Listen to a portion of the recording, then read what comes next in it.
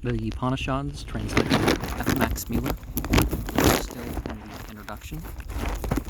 Critical treatment of the text of the Upanishads. With regard to a critical restoration of the text of the Upanishads, I have but seldom relied on the authority of new manuscripts, but have endeavored throughout to follow that text which is presupposed by the commentaries, whether they are the work of the old Sankarya or of the more modern Sankarananda or Sayana or others, though there still prevails some uncertainty as to the date of the Sankarya, commonly assigned to the 8th century of the Common Era, yet I doubt whether any manuscript of the Upanishads could now be found prior to 1000 of the Common Era. The text, therefore, which Sankara had before his eyes, or it may be his ears, commands, I think, a higher authority than that of any manuscript likely to be recovered at present. It may be objected that the text of Sankara belonged to one locality only, and that different readings and different recensions may have existed in other parts of India, like we find that there's over 300 variations of the Ramayana. That is perfectly true. We possess various recensions of several Upanishads as handed down in several sakas of different Vedas, and we know of various readings reported by the commentators. These, when they are of importance for our purposes, have been clearly and carefully taken into account. It has also been supposed that Sankara, who in writing his commentaries on the Upanishad, was chiefly guided by philosophical considerations, his chief object being to use the Upanishads as a sacred foundation for the Vedanta philosophy, may now and then have taken liberties with the text. That may be so, but no stringent proof brought forward, and I therefore hold that when we succeed in establishing throughout the text, which served as the basis of Sankara's commentaries, we have done enough for the present, and fulfilled, at all events, the first and indispensable task in a critical treatment of the text of the Upanishads, but in the same manner as it is easy to see that the text of the Rig Veda, which is presupposed by Sayana's commentary and even by earlier works, is in many places palpably corrupt, and we cannot resist the same conviction with regard to the text of the Upanishads. In some cases, the meter, in others, grammar, in others, again, the collation of analogous passages enable us to detect errors, and probably the very ancient errors that had crept into the text long before Sankara composed his commentaries. And sometimes they aren't errors per se, they're just preserving something a little different, and maybe it's that around it that's an error. It varies, right? Some questions connected with the meters of the Upanishads have been very learnedly treated by Professor Meister in his essay, Zur Theorie des Sloka. And if we look at the Persian and Hindu, or Iranian, whatever, the Aryan, as it would be properly called in some linguistic contexts, before we know of manuscripts of the Rig Veda, we have certain meters and stuff written out for the priestly composition of hymns and other rules for composing these things in multiple languages of that we'd call Hindu languages and Persian languages. The lesson to be derived from that essay and from a study of the Upanishads is certainly to abstain from the present, from conjectural emendations. In the old Upanishads, the same metrical freedom prevails as in the hymns. In the later Upanishads, much may be tolerated as the result of conscious or unconscious imitation. The metrical emendations that suggest themselves are generally so easy and so obvious that, for the very reason you should hesitate for correcting what native scholars would have corrected long ago, if they had thought that there was any real necessity for correction. It is easy to suggest, for instance, that in the Vagasanaya Samhita Upanishad, verse 5, instead of Tad Antar Asya Sarvasya Tadu Sarvasyasya Bahyata, the original text may have been Tad Antar Asya Sarvasya Tadu Sarvasya Bahyata, yet Sankara evidently read Sarvasyasya, and in the same reading is found the text Vagasanaya Samhita, who would venture to correct so old a mistake. Again, if in the verse 8 we left out Yatha Tathyata, we should get a much more regular meter.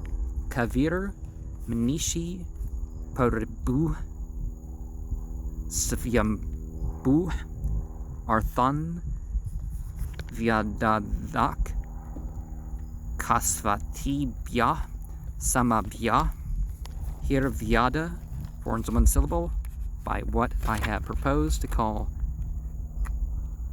Sanizesis, and Rigveda, translated by M.M., Volume 1, Preface, page 143.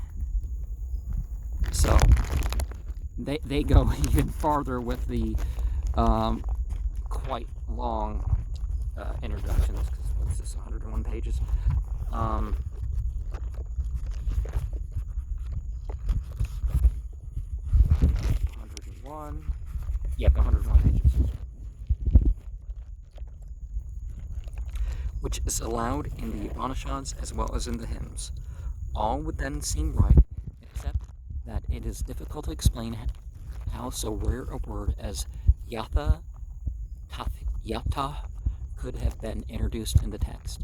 In verse 10, one feels tempted to propose the mention of Eva in Anyada Ahur Avidyaya, while in verse 11, an Eva inserted after Vidyamka would certainly improve the meter. And often when people try to do stuff what they call improvement to the tradition, they mess up something about the meaning, or something, right? And we can sort of indicate that, see the indication that a lot of the Bible, if it wasn't so edited through the centuries, might have came off better. We see portions of Genesis that were better written back in the day. What they call the New Testament really comes off that way.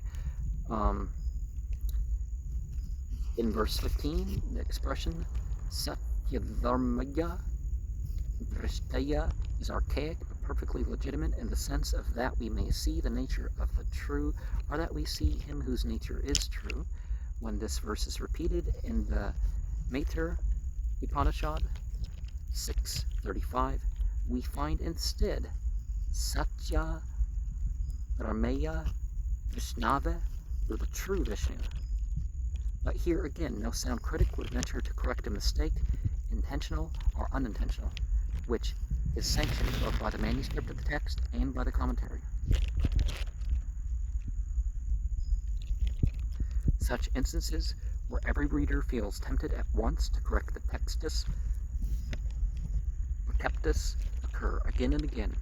When they seem of any interest, they have been mentioned in the notes. It may happen, however, that the correction, though at first sight plausible, has to be surrendered on a more mature consideration. Thus, in the Vagasanaya Samhita Upanishad, verse 2, one feels certainly inclined to write Avam Dve Nan Yatheto Ste instead of Avam Vyahe Nan Yatheto Ste, but Dve, if it were to be used here, would probably itself to have been pronounced disyllabically, while Devaya, though it never occurs in the Rig Veda, may well keep its place here in the last book of the Vagasaniya Samhita, provided we pronounce it by synesis, i.e. as one syllable. Attempts here have been made sometimes to go beyond Sankara and to restore the text as it ought to have been originally, but as it was no longer in Sankara's time, it is one thing to decline to follow Sankara in every one of his interpretations. It is quite another to decline to accept the text which he interprets. The former is inevitable, the latter is always very precarious. And there's been some possibilities risen about alternative variations of Bible verses that could have existed, and certain reasons could be given for that. But if you don't know that that actually was the case, you know, and also, you know, the variety of monotheism and polytheism in pretty much every culture, if we're going to be real about it, leaves certain possibilities of myths that could be, but it's mythologized fiction for the most part when people try to invent some of these things that they do as if it's some ancient tradition.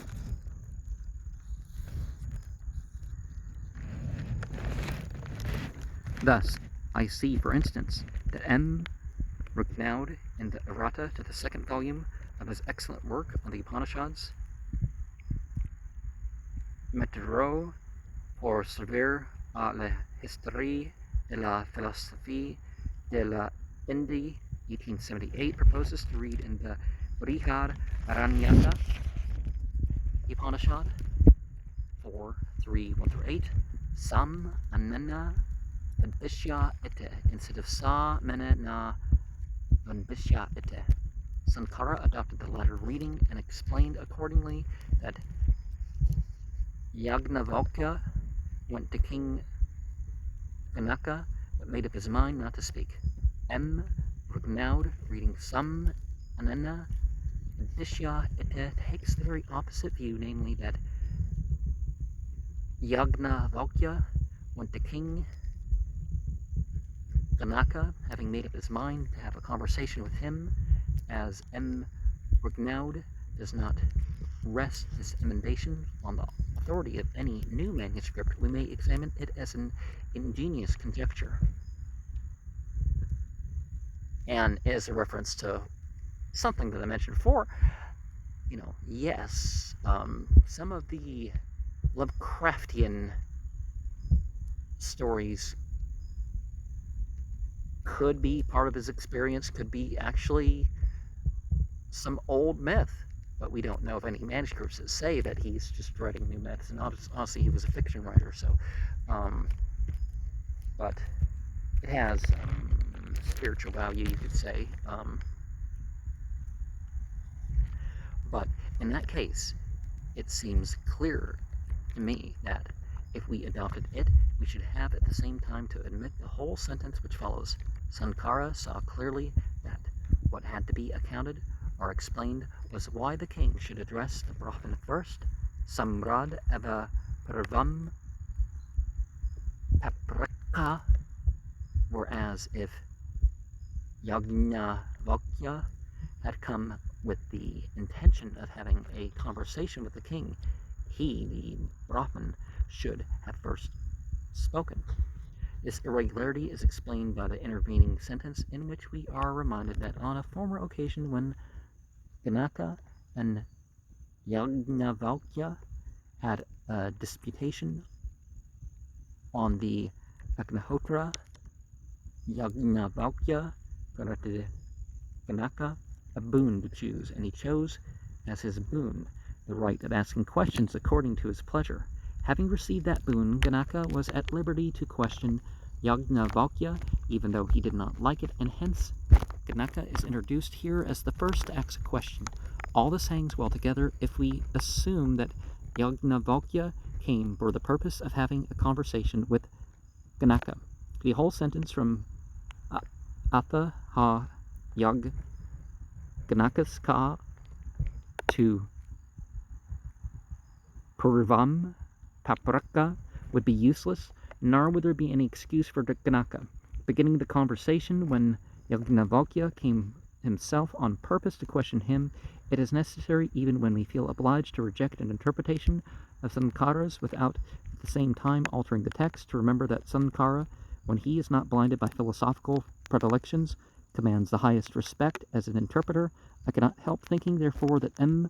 Ruknaud, Volume 1, page 59, was right in translating the passage in the Khand Upanishad. Oh, the Khandogya. Okay, get the whole name every time. Thank you very much. Chapter 5, verse 3 and 7. Tasmad u sarveshu lokeshu kshet trasyava trasas anam abut.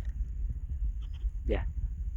Oh, by que le kshatriya siul le insigni dans tous les mondes, for where he proposes in the errata to translate in Sid, est pourquoi l'empire dans tous les mondes fut attribué au kshatriya siulement. He forgets that such an idea is foreign to the ordinary atmosphere in which the Upanishads move. It is not on account of the philosophical knowledge possessed by a few kshatriyas, such as Ganaka or Pravahana, that the privilege of government belongs everywhere to the second class, that rest on a totally different basis. Such exceptional knowledge as is displayed by a few kings might be an excuse for the claiming that the privileges belonging to the Brahmins, but it would never, in the eyes of the ancient Indian Aryas, be considered as an argument for their claiming kingly power.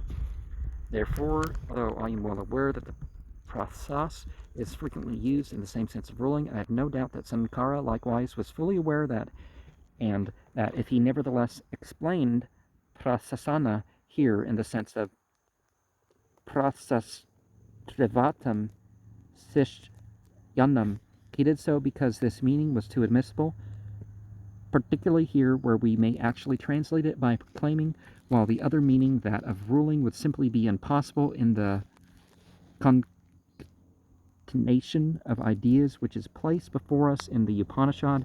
It seems, no doubt, extremely strange that neither the last redactors of the text of the Upanishads nor the commentators, who probably knew the principal Upanishads by heart, should have perceived how certain passages in one Upanishad represented the same or nearly the same text which is found in another Upanishad, only occasionally with the most palpable corruptions. Thus, when the ceremony of offering a mantra or mash is described, we read in the Khandogya Upanishad 5-6 that it is to be accompanied by certain words which on the whole are intelligible. Okay. But when the same passage occurs again in the Brihad Aranyaka, these words have been changed to such a degree and in two different ways in the two sakas of the Madhyandanas and Kanvas, that although the commentator explains them, they are almost unintelligible. I shall place three passages together in three parallel lines. One, the Khandogya Upanishad, 5-6. Two, the Brihad Aranyaka Madhyandina Saka, 14:9-3:10. 3.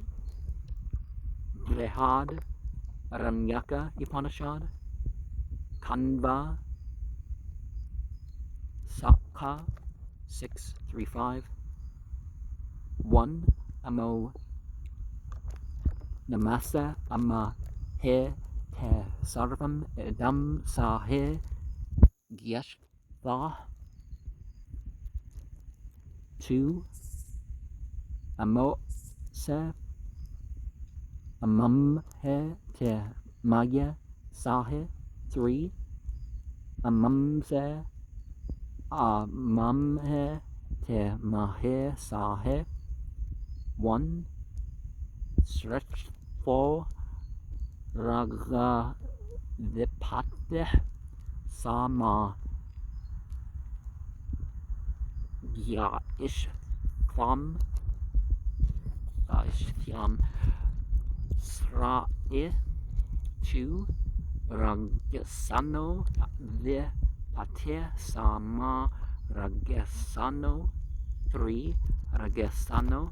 1. Shikyam ragyam vipatyam damayatav aham evidam vipatim karotav ete. 3. Vipatim karotav ete. 1. Sarvam asanita.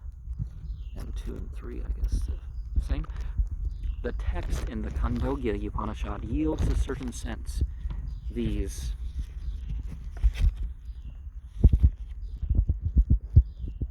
thou art, Amma by name, for all this together exists in thee. He is the oldest and best, the king, the sovereign. May he make me the oldest, the best, the king, the sovereign. May I be all this. This, according to the commentator, is addressed to Prana and Amma through a purely artificial word is used in the sense of prana, or breath.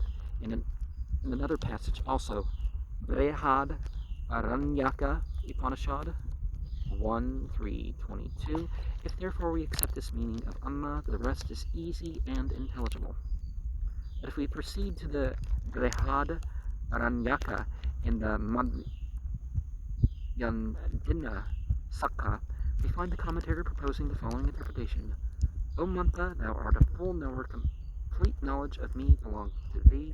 This meaning is obtained by deriving Amma from Adman in the sense of knower, and then taking Amam as a neuter in the sense of knowledge. Derivations which are simply impossible lastly become the text of the Kanva Sakya. The grammatical interpretation becomes bolder still. Sankara does not explain the passage at all, which is strange. But Anandagiri interprets Amam said Avam, by thou knowest, in brackets all, and Amamhe te mahe, by we know the great shape, which are again impossible forms. But although there can be little doubt here that the reading of the Khandogya Upanishad gives us the original text, or a text nearest to the original, no sound critic would venture to correct the readings of the Brehad Aranyaka. They are corruptions, but even as the corruptions, they possessed authority, at all events, up to a certain point, and it is the fixing of those certain points, our chronological limits, which alone can impart a scientific character to our criticism of ancient texts. In the Kaushitaka Brahmana Upanishad, Professor Kowal has pointed out a passage to me where we must go beyond the text as it stood when commented on by Sankarananda in the beginning of the 4th Adhyaya. All manuscript of the text read Savasatan, and this is the reading which the commentator seems anxious to explain, although not very successfully. I thought that possibly the commentator might have had before him the reading Sa Vasan or Vasan, but both would be very unusual. I'll leave it to religious traditions to preserve some odd form or some unique word. That's one of the values of them, right?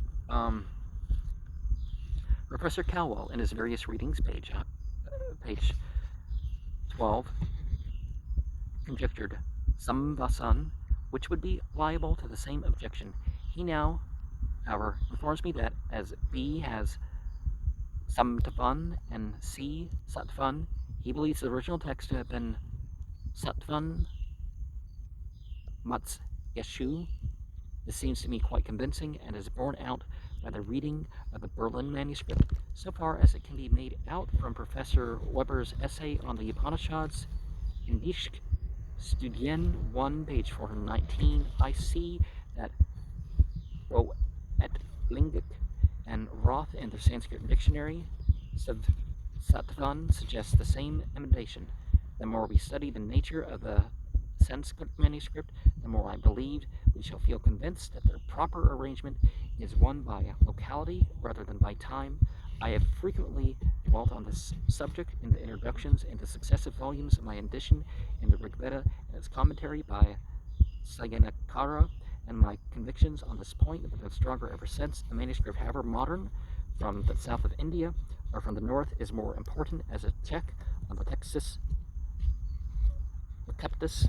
of any Sanskrit work as prevalent in Bengal or Bombay than ever so many manuscripts, even if of greater antiquity, from the same locality.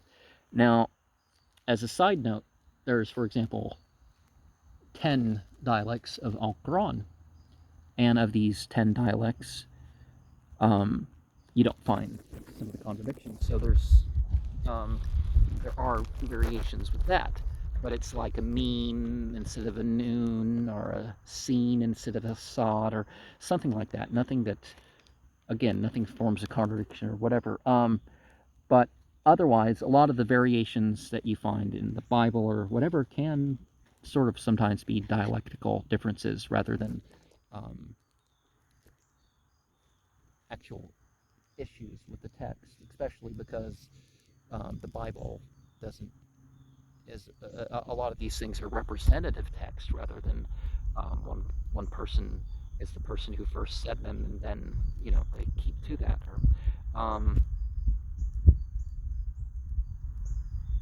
And if it's passed through oral tradition and spread to different cultures, you know, some of the changes would naturally just be language related.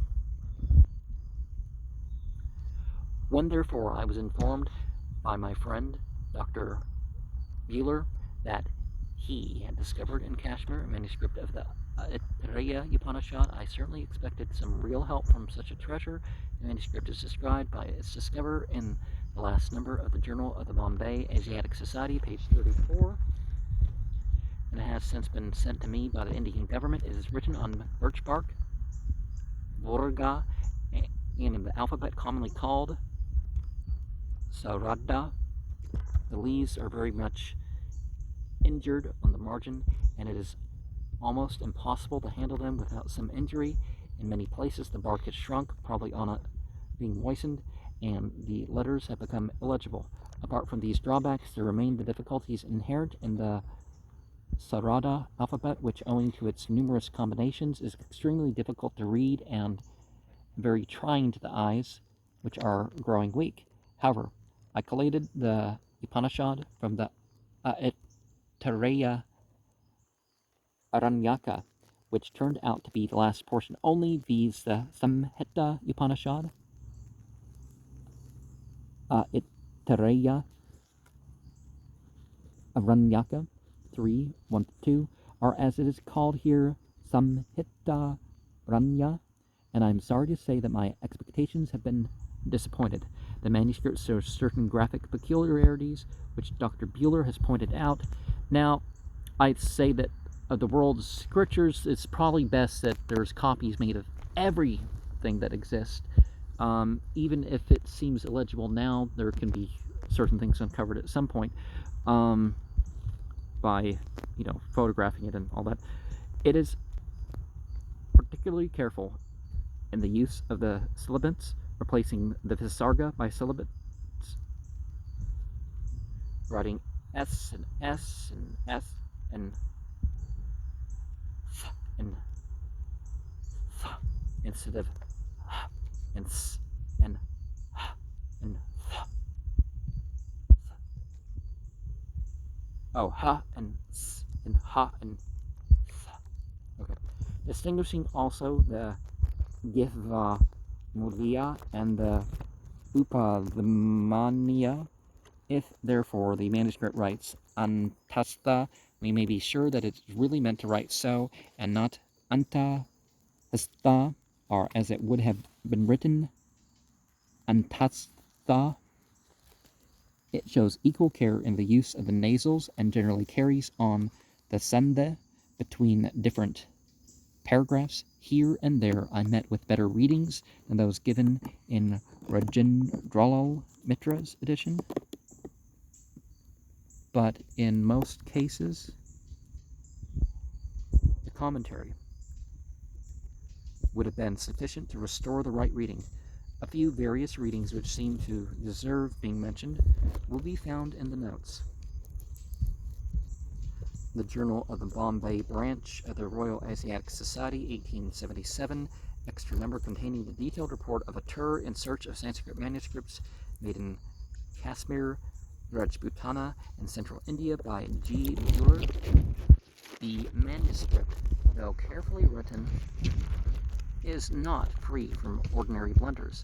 At first one feels inclined to attribute some importance to every peculiarity of a new manuscript, but very soon one finds out that what seems peculiar is, in reality, carelessness. Thus, Ittaya Aranyaka 3152, the Kashmir manuscript, has Purvam Aksharam Urupam instead of what alone can be right Purvarupam instead of Pragya Pasubeh. It writes repeatedly Pragya Prasubeh, which is impossible. In verse in 322, it leaves out again and again Manameya between Khandameya and Vanmeya, but that is a mere accident, we learn later on, where in the same sentence, Manamayo is found in its right place. Such cases reduce this manuscript to its proper level and make us look with suspicion on any accidental variations, such as I have noticed in my translation.